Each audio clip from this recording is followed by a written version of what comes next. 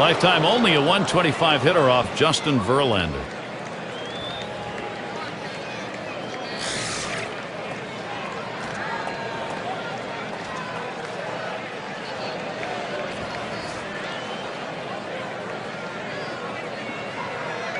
The first pitch. And the pitch taken for a strike by Borges. Well, against this guy in this situation, Gary, you've got to go with the changeup.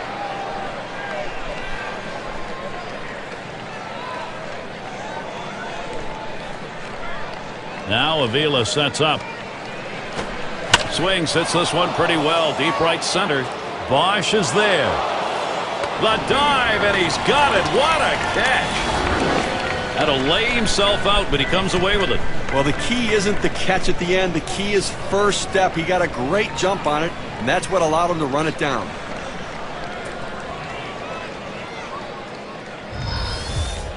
So with one away, it'll be Eric Ibar.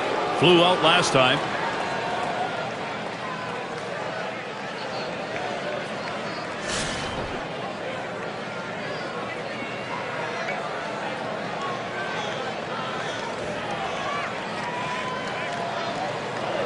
Here's the first pitch. And Verlander has him 0-1 with that called strike. Verlander just oozing confidence right now out there. I tell you, the consistency is starting to show. He believes. How's he been getting strikes? Let's take a look at his approach today. Well, what stands out is when he's been most successful is when he's hitting the inside and outside corners of the plate. He's keeping the ball out of the middle, and that's where you have success in this league. That's exactly it. Keep the ball out of the center of the plate, make it difficult for the hitter to center the ball on the bat.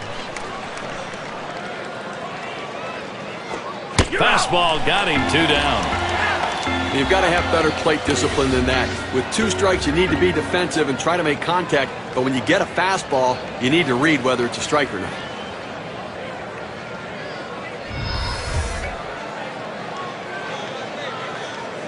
Two outs in the box. Bobby Abreu. He's got a .292 average when going up against Justin Verlander.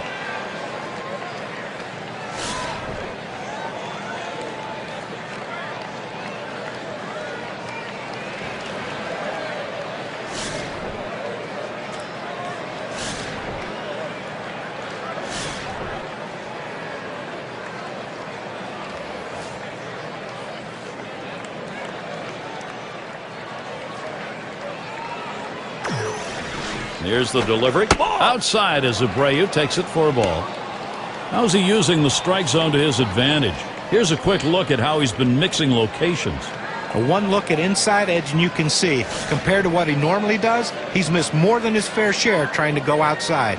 He's leaving too many pitches up where the hitter can see the ball well or it's out of the zone. He needs to target the bottom half of the zone much more frequently.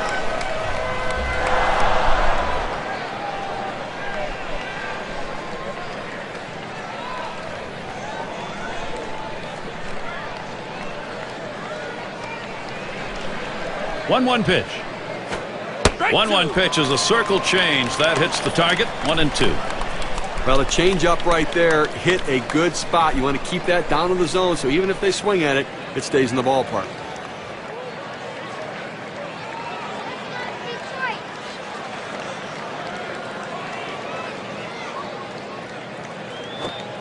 Bobby Abreu has struck out a big swing and a miss. And nothing across here in this half of the inning. The Angels 2, Detroit 1. Bottom 3 due up next. Sun shining here at Comerica Park here in Detroit, and a great view of the city from this yard. And it's Johnny Peralta in the box now.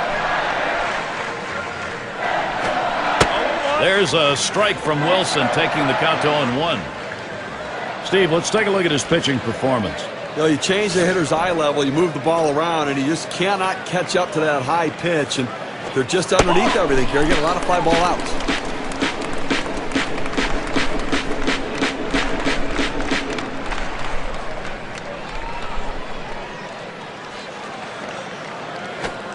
Ooh, tough to lay off there, but it's 2-1.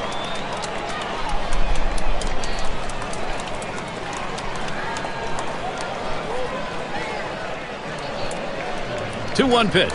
Now Peralta, the 3-1 count.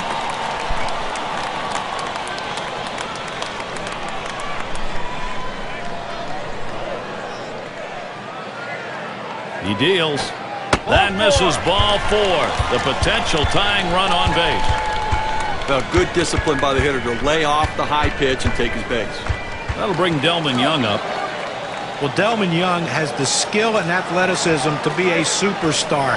And once he puts it all together, you're going to see him reach that status. He had already driven in 100 runs in his career. I think he has the ability to be a 30-homer guy also. Oh, Gary, that walk right there is the tying run in this game. That's not how you want to make the opposition do it. Make them earn it.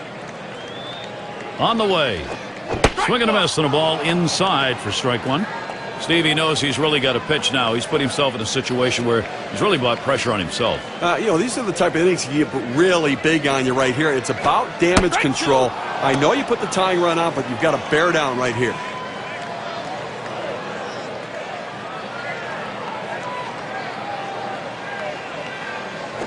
And that's high, 1-2.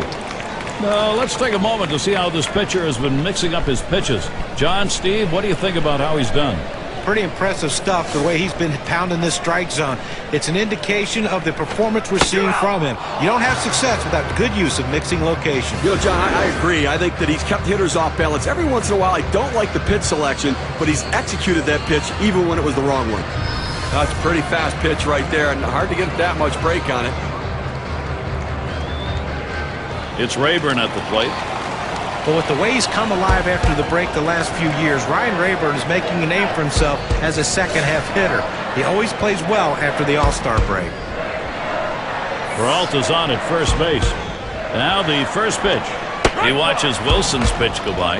It is interesting, John, that Rayburn's numbers career post-All-Star game are very good, but it's the front half of the year that gets to him. Yeah, and that's the thing that Jim Leyland hopes to get out of him in 2012 is that consistent full season.